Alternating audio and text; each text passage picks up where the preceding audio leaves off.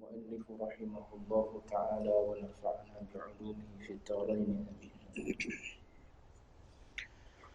Dan firman Allah Ta'ala, wasbiru innallaha ma'as sabirin. Artinya, dan sabar oleh kamu, kerana bahawasanya Allah Ta'ala serta sekalian yang sabar. Tuan-tuan muslimin, muslimat sedang jemaah yang dirahmati Allah sekalian, alhamdulillah, pertama dan selama-lamanya kita panjatkan puji syukur kepada Allah dengan izin, taufik, hidayah, inayah, kehendak Allah Subhanahu wa taala. Jua pada malam ini kita sambung bacaan kitab Penawar Bagi Hati. Kita berada pada bab yang keempat daripada kitab yang ketiga berkenaan dengan sifat-sifat mahmudah, perbicaraan berkenaan dengan sifat sabar.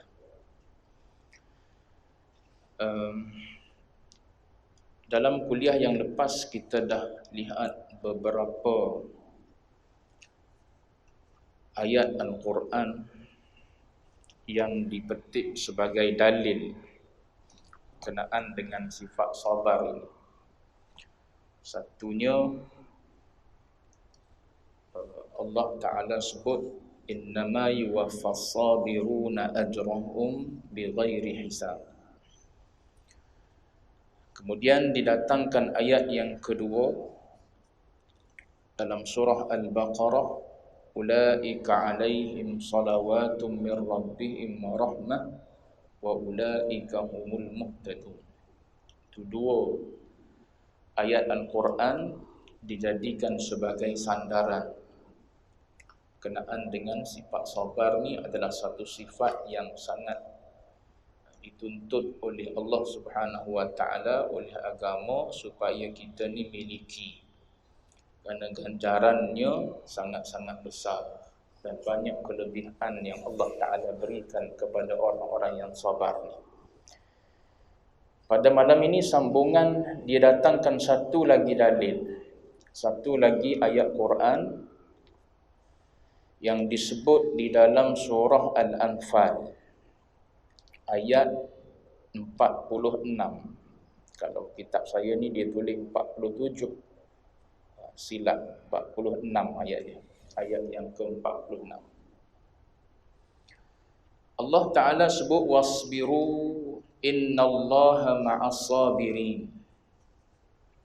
Ayat ni dia mari dalam lafaz amar. Wasbiru ni orang mengaji lughah dia tahu fi'il ni adalah fi'lul amri. Fi'lul amri ni maknanya kata kerja yang menunjukkan perintah, yang menunjukkan suruh. Jadi Allah Ta'ala suruh supaya kita sabar. Allah Ta'ala perintah supaya kita sabar. Maka asal perintah dalam agama adalah wajib. Asal mana-mana ayat yang berupa perintah, maka asalnya dia menunjukkan hukum wajib. Kecuali ada qarinah, ada bukti yang boleh palingkan ayat tersebut dengan makna wajib kepada makna sunat. Maka dia jadi sunat lah. Yang tu kerja para ulama fiqh dah tu, tengok semua tu. Adakah ayat ni dengan makna sunat, perintah dengan makna sunat, ataupun perintah dengan makna wajib. Contoh ayat Quran, wa minal laili fatahajjad bih, dan sebahagian daripada malam, fatahajjad tu fi'il amar juga. Tapi adakah dengan makna wajib? Mungkin ada ayat lain yang datang mentafsirkan ayat tersebut, ataupun ada hadis Nabi yang datang mentafsirkan adakah perintah supaya bertahajud ni wajib ataupun sunat. Maka semua tu dihimpun oleh para ulama. Bukan tengok ayat tu saja, tengok ayat lain lagi. Quran ni ibarat macam kamus dalam kepala para ulama. Hadis dan Quran ni ibarat macam kamus dah. Bila dia baca satu ayat yang berkait dengan tahajud, maknanya dia tahu ni bukan ayat ni sebiji je, ayat ni sepatah je, sepotong tidak. Dia ada ayat lain lagi. Kemudian ada hadis-hadisnya. Maka daripada himpunan dalil-dalil tersebut, nas-nas tersebut, maka keluarlah kesimpulannya, tahajud ni tidak wajib. Cuma dia dituntut atas jalan sunat. Jadi adapun sifat sabar ni sifat yang wajib ada, bukan sifat yang sunat-sunat je. Sunat ada, tak wajib ada pada diri kita. Kalau kita tak sabar, jawab dia tak boleh kita nak duduk dalam buat taat pada Allah. Kalau kita tak mampu tahan diri kita, keinginan nafsu syahwah kita ni, kita sebut dah di atas dulu tu. Nafsu syahwah ni dia nak kepada satu keinginan yang dia boleh dapat segera kelazatan tersebut. Dan Nabi pun sebut dalam hadis, huffatin naru bisyahawat wa huffatil jannah bil makarih atau kama qala. Itulah lebih kurang hadis Nabi sebut. Syurga dikelilingi oleh semua benda yang tak digemari oleh nafsu. Nafsu tak setuju. Adapun neraka dikelilingi oleh semua benda yang disukai oleh hawa nafsu. So kalau kita ni tak ada sabar, kita tak boleh nak tahan diri kita daripada keinginan nafsu yang nak kepada kelazatan segera. Apa contoh? Contoh kelazatan segera sekarang ni, kita balik berehat di rumah lah. Penat-penat kita balik kerja pukul 6, pukul 7 sampai di rumah. Takkan nak mari masjid lagi. Tambah-tambah pula Covid ni orang bataskan, jumlahnya tak boleh ramai dan sebagainya. Lagilah kita setuju dengan angin kita. Jumaat tak boleh masuk ramai-ramai. Qadat ni je boleh, jumlah dia 250. Setuju nafsu kita. Kira tak payah pergi cari lalu. Padahal kalau pergi cari boleh je, muat je masuknya pun. AJK masjid tak ketat dah sekarang ni pun. Kalau dia kunci pun dia kunci awal-awal tu je. Bila qomat je mesti dia buka. Sebab umat Islam datang nak semayang ni. Ramai dah AJK yang cerita pada saya begitunya. Cuma kita ni bila tahu je masjid ada had lagi, ada batas lagi, sah pun tak rapat lagi, jumlah pun tak ramai lagi, biarlah dulu. Biar dulu tu setuju dengan nafsu tu. Sonoklah duduk rumah, buat apa keluar tengah-tengah hari pukul 1 tengah hari, matahari duduk atas kepala, panas-panas keluar. Mesti siapa ke masjid tak boleh masuk dalam ruang masjid pula yang ada kipas. Duduk luar masjid pula panasnya. Baik duduk di rumah dah sedap. Tuhfatin naru bisyahawat. Kalau kita tak ada sabar, kita tak akan kurung perasaan malas kita tu. Sampai ke tahap kita akan tinggal amal ibadat. Siapa nak bangun semayang subuh pukul 5.50 azan dah sekarang ni. 5.49 ke azan sekarang ni. Siapa nak bangun sawah tu? Kita ibarat serupa budak kecil. Sebagaimana budak kecil tak bangun masa tu, kita pun serupa. Tua uban penuh dah. Pukul 6 tak bangun lagi. Beleka macam ular sawah. Duduk dalam sarang orang ular sawah, duduk dalam sarang. Tua begitu juga. Sebab apa? Dia tak boleh tutup ataupun dia tak boleh kurung sifat malas dia. Sehingga dia tak boleh melakukan ibadat dan taat pada Allah Ta'ala. Ada orang tua masjid tak kenal, mengaji tak tahu, tua dah tak mengaji lagi. Sebab apa? Dia tak boleh kurung sifat malas dia, sifat seronok duduk dengan dunia, sifat seronok duduk dengan sahabat-sahabat, member-member dia. Dia tak boleh kurung sifat tu, sampai ketua dia tak sempat nak belajar. Sebab tu penting pada sabar tu. Sebab tu sabar ni bukan sunat-sunat kena ada, wajib kena ada. Ibaratnya kalau Baba Zid kat dia buat contoh, ibaratnya kalau sabar ni benda yang dijual, benda yang berbentuk fizikal, biji yang dijual di farmasi, dia kata wajib pergi beli. Kalau hutang, kalau perlu berhutang, harga dia mahal, wajib berhutang. Sebab kita nak benda harus kita berhutang sekarang ni. Nak kereta, bukan wajib ada kereta pun kita. Nak motor, bukan wajib ada motor pun kita. Nak rumah, kadang-kadang tak wajib ada rumah pun kita boleh jadi. Sewa pun boleh dah setakat kita nak hidup. Tapi kita sanggup berhutang beratus ribu motor. Berhutang itu, berhutang ni, macam-macam kita berhutang. Benda yang kita berhutang tu kadang-kadang harus je dalam hidup kita. Dia bukan termasuk dalam daruriyat, bahkan bukan termasuk dalam hajiyat. Boleh jadi dia masuk dalam tahsiniyat. Sekadar apa? Sekadar hiasan dia. Macam kita makan nasi lah. Nasi ini dia ibarat seperti daruri. Kalau tak ada nasi, kita akan lapar. Tapi kalau ada nasi, tak ada lauk pun tak apa. Kita makan je nasi kosong gitu. Lapar kita hilang tak? Hilang. So yang penting sekalinya pada nasi ni, nasi tu dia. Habis tu ada lauk seketul, ada sejenis lauk tu. Lauk tu dia panggil hadiah, keperluan lah. Nak suruh sedap sikit makan nasi, boleh seketul ayam, boleh seketul daging, boleh seekor ikan, tu dia panggil hadiah, keperluan. Lepas tu tambah lagi dengan sambal belacannya, dengan acarnya, dengan apa lagi kita tambah sayur-sayur tu. Tu dia panggil tahsiniyah dah. Nak suruh cantik dah tu. Apa yang tahsiniyah tu yang banyaknya sebenarnya. Tahsiniyah tu banyaknya kena ada sambal, sayur tak boleh kalau tak ada sambal. Pas sayur kena ada sayur, tak boleh kalau tak ada sayur. Sayur ni saya kena 2 jenis pula. Bukan setakat sayur goreng, kena ulam tambah pula. Tu bahagian nafsu dah lah. Dia masuk bahagian nafsu. Asal nak suruh perut kenyangnya, nasi saja. Tambah sikit lagi dengan lauk. Tapi tak boleh. Nafsu dia tak hidup gitu. Dia nak lebih daripada itu. Kita pun setatang-tatangnya dia. Nak apa? Bubur. Tu yang kalau makan di hotel kat tak nampak nasi. Orang biasa makan di hotel, dia kata takkan kita tak ambil lebih. Dia kata rugi bayar mahal-mahal. Siapa suruh rugi? Siapa suruh pergi makan di hotel, lepas tu rasa rugi pula kalau tak makan banyak. Siapa suruh rugi? Makan bawah pokok tu je. Tolong orang yang susah duk niaga bawah pokok tu lagi bagus. Daripada boleh jadi kita tolong toke-toke yang bukan non-muslim, boleh hati. Bukan nak suruh asabiyah, tidak ni. Cuma nak beritahunya nafsu kita ni begitulah.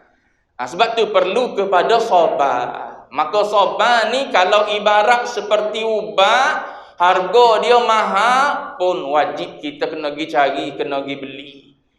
Biar kita boleh dengan sifat sabar ni kita boleh junjung segala perintah Allah Subhanahu wa taala. Baik. Jadi dia sebut dah 2 ayat. Malam ni dia mari 1 ayat lagi. Kata Allah Taala wasbiru. Ni perintah daripada Allah Taala, dan sabar oleh kamu. Kemudian Allah Ta'ala sebut innallaha ma'as sabirin. Kenapa Allah Ta'ala suruh sabar ni? Inna ni dia panggil fi quwwati ta'lil, dia panggil. Nak beritahu illah kenapa Allah Ta'ala suruh sabar. Nak beritahu sebab kenapa Allah Ta'ala suruh sabar. Kalau tak beritahu sebab kan kita tertanya-tanya pula, kenapa yang Allah Ta'ala duk suruh sangat kita sabar ni? Ni Allah Ta'ala nak beritahu. Sabar ni istimewanya dia kerana apa? Kerana bahawasanya Allah Ta'ala serta sekalian yang sabar. Baik, ayat dia zahir dia sebut gitu. Ayat yang zahir, bila kita alih bahasa, ayat ni kata sesungguhnya, yakni bahawasanya Allah Ta'ala itu bersama ataupun serta sekalian yang sabar. Ini dia panggil alih bahasa. Daripada bahasa Arab kepada bahasa Melayu. Terjemuh dia gitu ma'as sabirin, maknanya serta sekalian yang sabar. Baik. Kalau kita faham ayat ni secara zahir dia, jawab dia, bila kita kata Allah Ta'ala ni berserta dengan orang sabar, maka seolah-olah Allah Ta'ala ni duduk sekali dengan kita. Itu dipanggil serta. Ahmad serta Zaid pergi ke sekolah pada jam 7 pagi. Serta ni maknanya sekali. Sekali Ahmad dengan Zaid ni pergi. Ayat ni Allah Ta'ala kata gitu, innallaha ma'as sabirin, serta dengan orang-orang yang sabar. Maka ayat ni ulama kata wajib takwil, sebab nak tanzih Allah Ta'ala. Kalau tak tanzih Allah Ta'ala, tak boleh lah dia jadi serupa makhluk. Sedangkan Allah Ta'ala sebut dalam Quran, laisa kamitslihi syai', dia tak serupa dengan makhluk. Macam mana kita nak kata dia duduk serta dengan kita, bersekali dengan kita? Maka ittifaq ulama mengatakan ayat ni wajib kena takwil. Sebab kalau kita faham secara hissi, Maka Allah Ta'ala ni ibarat seperti bertempat. Sebagaimana kita duduk sini, katakanlah kita duduk atas kursi, kita mengambil ruang. Sifat makhluk ni dia mengambil ruang. Bila kita duduk sini, ruang kita duduk ni tak ada lah benda lain duduk. Itu dia kira mengambil ruang. Tepat botol ni duduk, maknanya ni dia panggil botol ni sedang mengambil ruang di sini. So tepat dia ni tak ada lah orang lain ambil. Allah Ta'ala ni bukan serupa makhluk mengambil ruang. Dia tak termasuk dalam ruang. Sebab dia ni dia pencipta ruang. Dia ada sebelum ada ruang. Dia ada sebelum ada masa. Dia ada sebelum ada tempat. Kalau dia ada sebelum ada tempat, macam mana kita boleh kata Allah Ta'ala ni bertempat? Habis tu kalau sebelum ada tempat, dia duduk mana? Ni yang orang duduk bergaduh soal tempat dan sebagainya ni. Bila bertemu dengan ayat macam ni lah. Ayat macam ni dia panggil ayat mutasyabihat ni. Ayat yang perlu kepada takwil. Macam mana nak takwil ni ayat ni ni? Kena takwil ayat ni dengan makna yang maknawi, iaitu dengan makna Allah Ta'ala menolong orang-orang sabar. Tu baru makna maknawi dia panggil. Kalau kita faham cara zahir, maknanya Allah Ta'ala ni bertempat sebagaimana kita duduk sini. Kita seorang yang penyabar, kita duduk di sini, maknanya Allah Ta'ala duduk sekali dengan kita. Orang lain sabar juga, maka Allah Ta'ala ada situ pula. Sini pun ada, sana pun ada. Jawab dia kan, banyak tempatlah Allah Ta'ala duduk. Jadi kalau kita faham secara hissi bertempat, maka mustahil bagi Allah Subhanahu Wa Ta'ala ni bertempat. Maka wajib kita kena tanzih. Kena tanzih maknanya kita kena cucikan, bersihkan Allah Subhanahu Wa Ta'ala ni. Sebab Allah Ta'ala sendiri membersihkan diri dia dalam banyak ayat Quran. Ada ketika Allah Ta'ala guna subhanallazi asra bi'abdih, maha suci. Allah Ta'ala guna kata nama. Ada ketika Allah Ta'ala guna sabbaha lillahi ma fis samawati wa ma fil ard, guna fi'il madhi. Ada ketika Allah Ta'ala guna yusabbihu lillah, guna fi'il mudhari'. Ada ketika Allah Ta'ala guna fi'il amr, sabbihisma rabbikal a'la. Ada belakang pak fi'il madhi ada, fi'il mudhari' ada, fi'il amr ada, isim pun ada. Semua tu menunjukkan Allah Ta'ala suruh bersihkan, cucikan dia daripada serupa dengan makhluk. Sebelum kau, sekarang kau, akan datang kau, aku wajibkan engkau tanzihkan aku. Jangan engkau samakan aku dengan makhluk. Tu yang Allah Ta'ala mula ayat Isra' dengan subhanallazi asra bi'abdih tu. Maknanya kita jangan duk faham Nabi naik ke atas, Tuhan pun duduk atas lah. Aku mula dah dengan ayat tu subhanallazi asra tu. Mu kena faham awal-awal lagi. Walaupun Nabi naik sampai ke langit, aku tak serupa mu tengok Nabi naik ke langit. Mu jangan duk kira dengan sipir bila mana Nabi naik ke langit je, maknanya aku pun duduk langit lah. Dah, bukan gitu. Allah Ta'ala kata subhana. Tu kata nama ni lagi kuat daripada kata kerja, sebab dia tak melibatkan masa.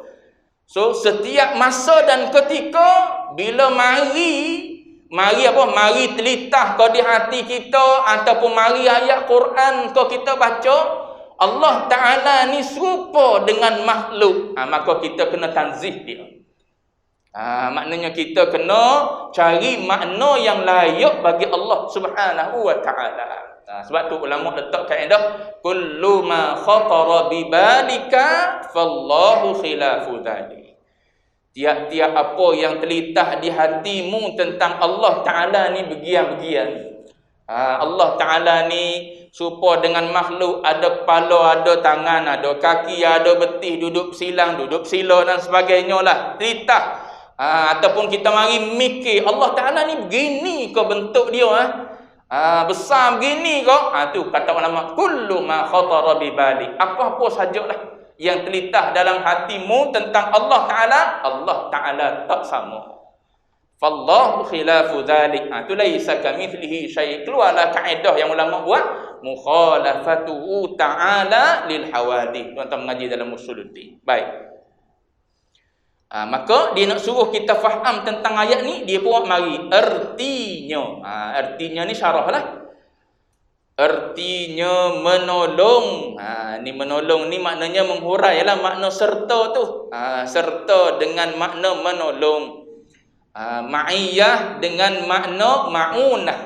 Ma'iyah, ma'as sabirin tu dipanggil ma'iyah. Kebersamaan Allah Ta'ala tu maknanya kebersamaan pertolongan Allah Ta'ala bersama dengan orang-orang yang sabar. Kena faham gitu. Baik. Dan memelihara boleh juga. Dia kata kalau dengan makna memelihara pun boleh juga. Memelihara Allah Ta'ala akan mereka itu, akan orang-orang yang sabar. Dengan makna memelihara boleh juga. Dengan makna menolong boleh juga. Dalam ayat Quran sebutkan fallahu khairun hafizha wa huwa arhamur rahimin. Allah Ta'ala lah sebaik-baik hafiz, sebaik-baik penjaga.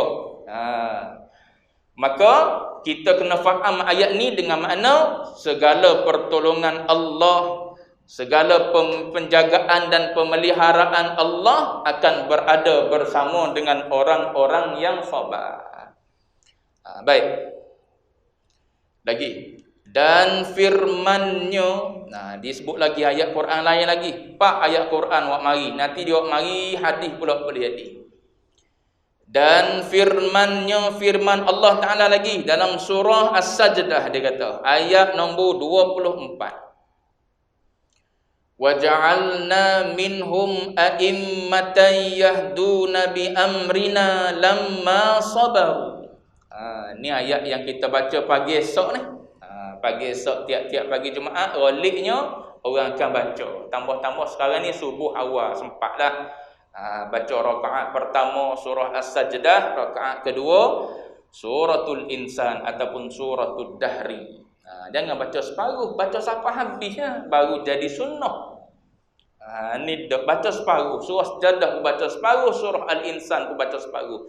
Ada juga yang baca separuh-separuh, surah Sajdah dibaca separuh, sambung rakaat kedua, surah Al-Insan tak baca. Tak dapat pahala sunnah. Tak dapat pahala sunnah. Nak pahala sunnah kena buat sebagaimana Nabi buat. Rakaat pertama baca surah Sajdah sampai habis, rakaat kedua surah Al-Insan sampai habis. Baik. Lepas tu mana yang kalu, mana yang nak cepat, pandai-pandai lah, kena mengaji lah bab mukhalafah imam pula.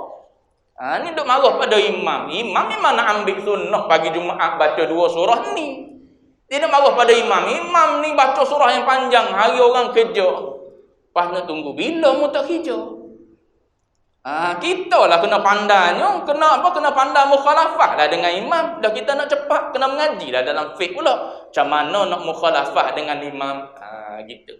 Supaya hari Jumaat, hari Jumaat kena pandai. Nak suruh boleh Jumaat tu macam mana? Bila aku boleh mukhalafah dengan imam? Aku nak pergi dulu ni. Sebab apa? Nak pukul 2 dah. Khutbah hari ni lewat ataupun panjang pula, khatib tak ikut teks, semangat pula khatib berkhutbah hari ni, semayang Jumaat pun lewat dah. Kita tengok jam pukul 2 nak masuk office dah. Kena pandai.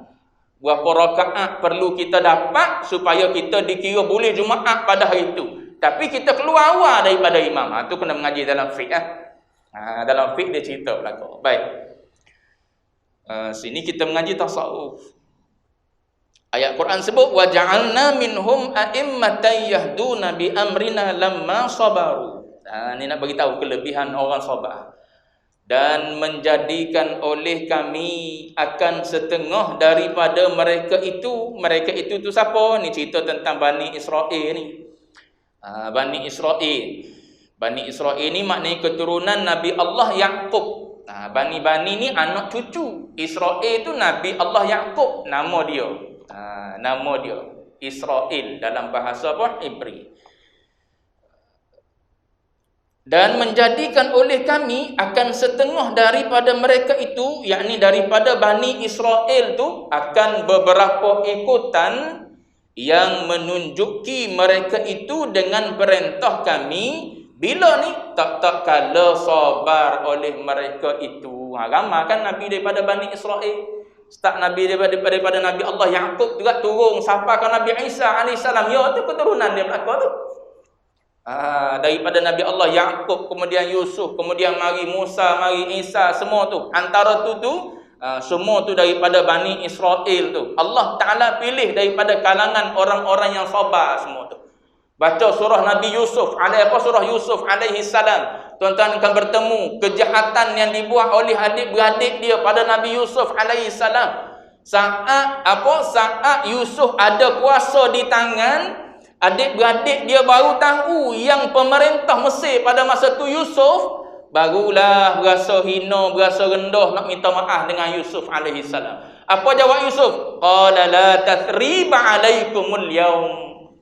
Hari ni tak ada ibaratnya tak ada caci, tak ada celah, tak ada hukum tak ada nak buat khianat, nak balas dendam, tak ada. La tathriba alaikumul yaum. Tu Nabi Allah Yusuf alaihi salam, seorang yang sangat-sangat sabar. Buatlah macam mana? Buatlah macam mana? Sampai peringkat dia minta dengan Allah Taala, aku ni biar masuk dalam penjara lah.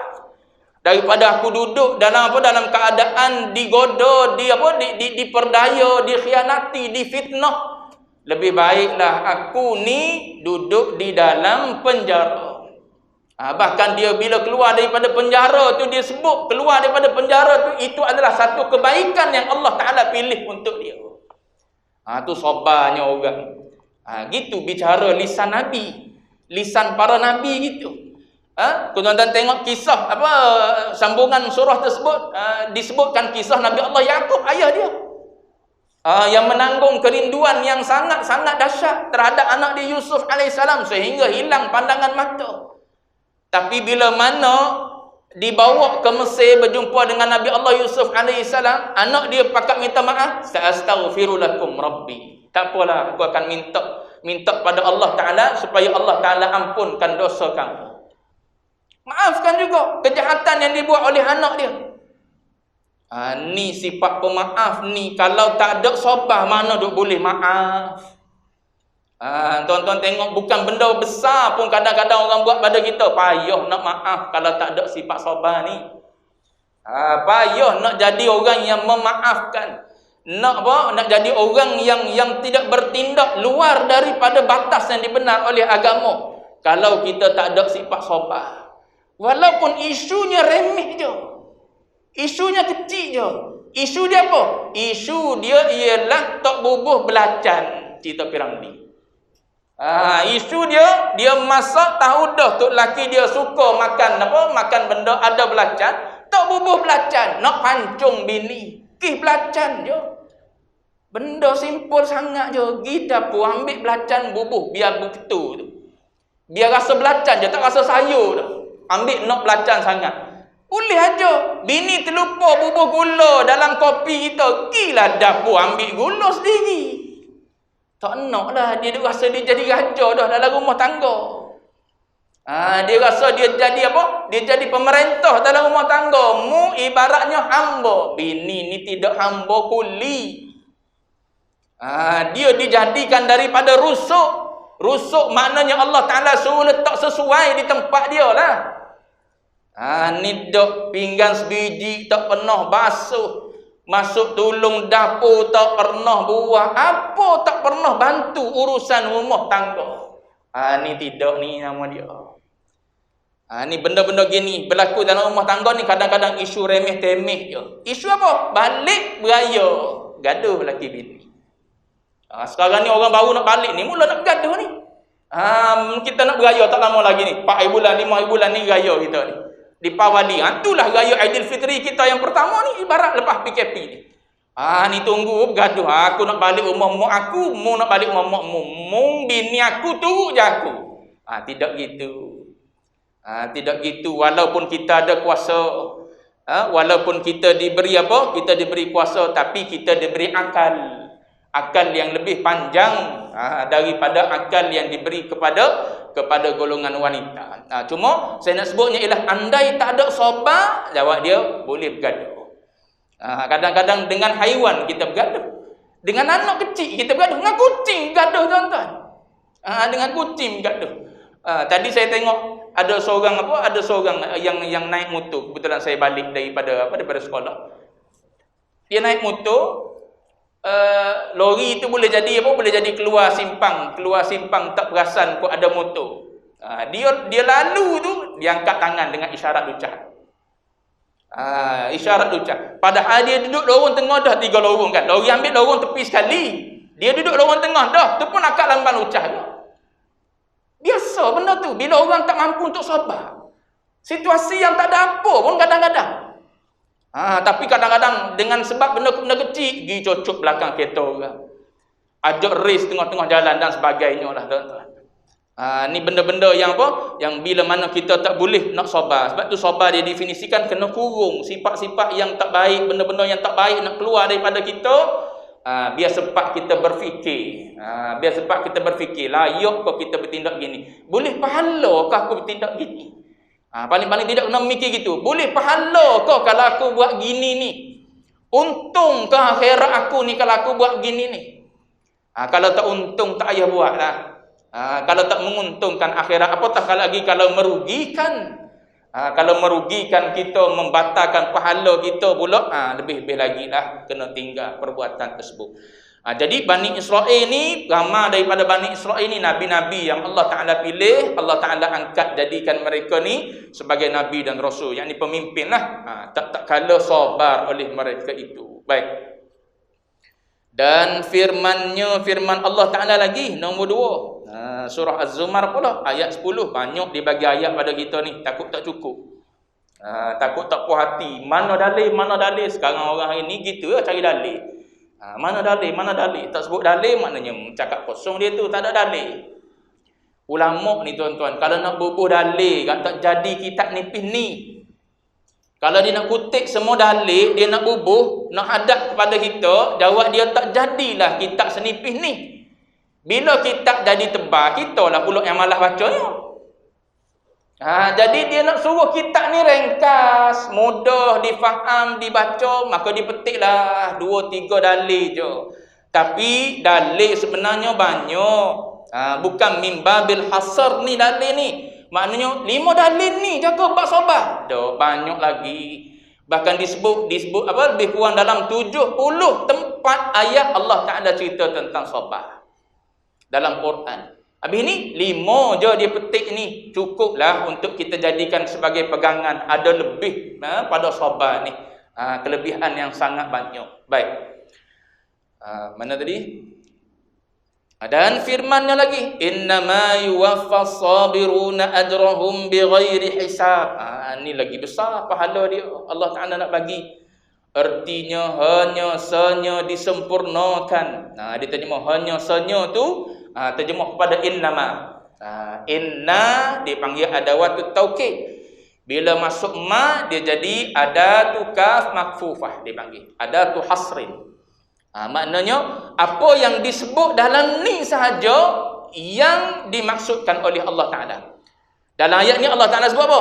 Orang yang sabar sahajalah, gitu, diberi pahala bi ghairi hisab, tak boleh hitung. Orang yang sabar je. Adapun orang yang ada sifat lain tak termasuk dalam ayat ni.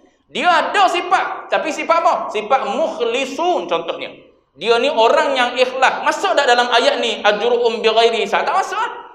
Sebab ayat ni hanya kata hanya orang-orang yang sabar sahaja dapat pahala bighairi hisab. Adapun ikhlas ayat lain pula.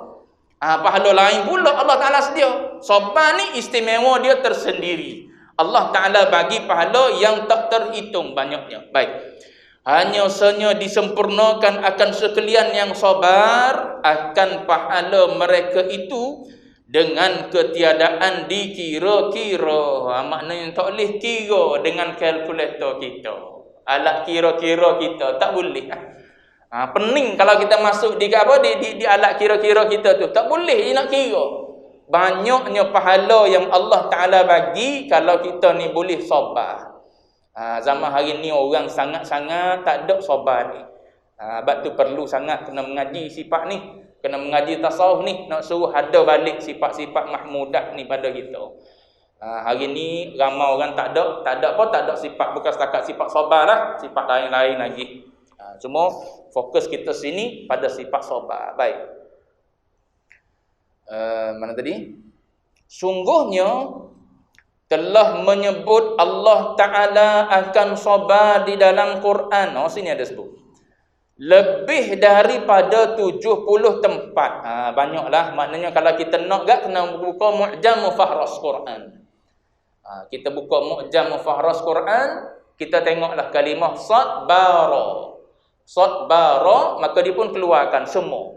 Dalam bentuk isim, kata nama, dalam bentuk kata kerja yang macam mana? Kata kerja apa? Kata kerja fi'il madhi ke, mudhari' ke, amal ke, dia susung belakang. Dia susung. Tu kita buka Mu'jam Mufahras. Ada dijual di kedai lah. Mu'jam Mufahras Quran ada, Mu'jam Mufahras hadis ada. Kita nak cari hadis payah-payah gak, buka Mu'jam Mufahras. Tengok sepatah perkataan dia, tahu duduk dalam kitab mana.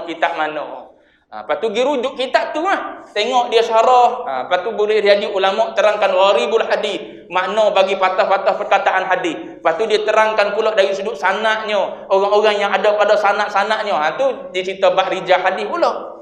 Lepas tu dia cerita boleh jadi syarah pada matan, pengajaran pada hadis tersebut. Banyaklah kitab, berbagai-bagai jenis kitab lah. Tu kalau nak tahu ayat Quran tentang sabar, buka Mu'jam Mufahras. Ibarat buka kamus lah. Kita nak tahu perkataan apa? Perkataan makan. Buka kamus Dewan Bahasa dan Pustaka. Dia pun keluarkan semua. Makan ni ada pecahan dia. Makan, daripada makan ada pemakan, ada memakan, ada dimakan, ada pemakanan, ada yang dimakan, ada kan macam-macam. Itu dipanggil mustaqat daripada satu kalimah. Kita buka satu kalimah, dia keluar banyak. Supaya nak tahu yang 70 ni duk mana ni, dalam surah mana lagi? Lepas tu kita buka Mu'jam Mufahras. Jumpa setiap ayat duk dalam surah-surah ni. Baca pula surah tu, tengok kisah ni cerita tentang apa. Boleh jadi kisah tentang Nabi, macam mana Nabi-Nabi ni sabar. Tu kita boleh dapat lurah ataupun bahasa para Nabi. Tu istilah bahasa para Nabi tu Syekh selalu sebut. Bahasa para Nabi dalam berhadapan dengan umat dia, berhadapan dengan manusia yang ada di sekeliling dia. Tu di antaranya ialah bahasa sabar. Sangat-sangat sabar Nabi ni. Baik. Nabi kita Sayyidus Sabirin, penghulu kepada yang sabar. Mana tadi? 70 tempat. Dan sabda Rasulullah sallallahu alaihi wasallam, sikit lagi stesen dia bawah. Perenggan dia bawah. Nak azan dah tu. Kau azan dah. Nak berhenti dah.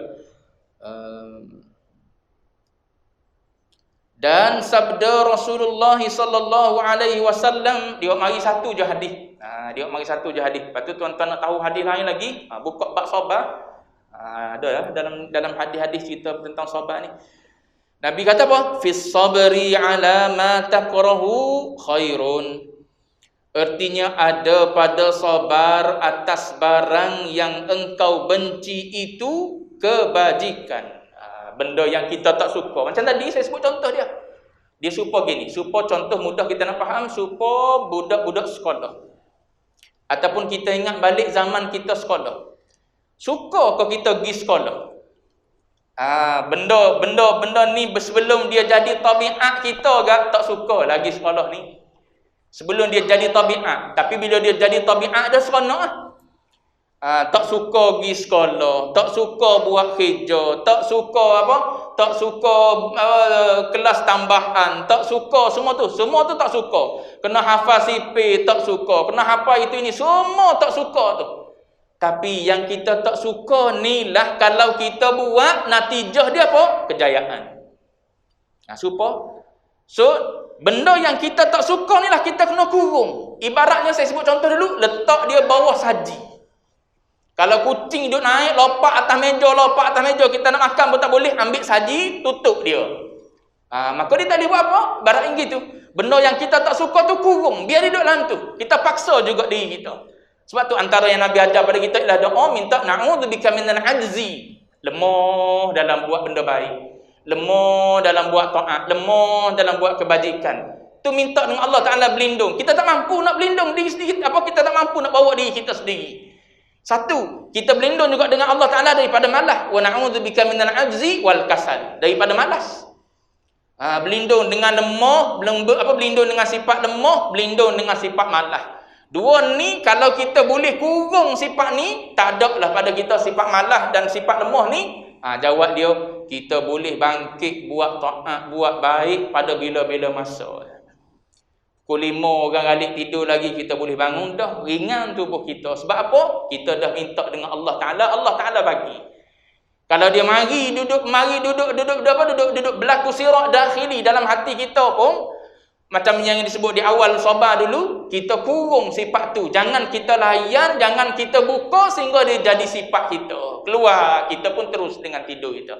Dok, kita kurung, kita tak layan, kita bangkit bangun, pergi ke tanda.